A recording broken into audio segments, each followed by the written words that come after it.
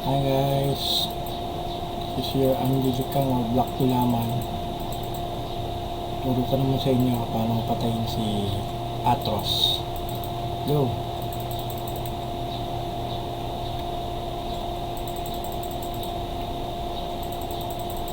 Yun, patay ako. Balik lang.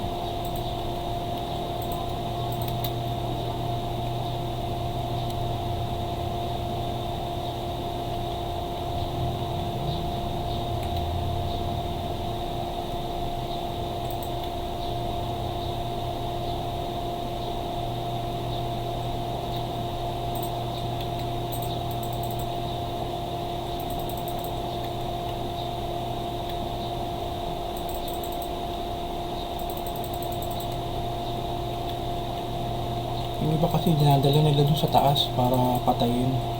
Usually hindi naman na kailangan dalhin sa taas yan.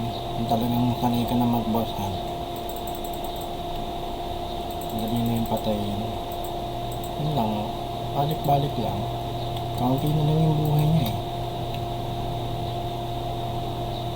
Yung iba kasi binibitbit nila rito, tapos dito nila papatayin kung silang portal. Pero ako di ko na yung ginagawa. Kasi sanay naman ako pumatay ng boss. Sisige na lang yan. Ayun, patay na. Very easy. Ayun pa dito isa eh. Kaya matagal to hanapin pa. Hahanapin mo pa kasi siya kung nasan siya nakapwesto. So, yun lang guys. Thank you.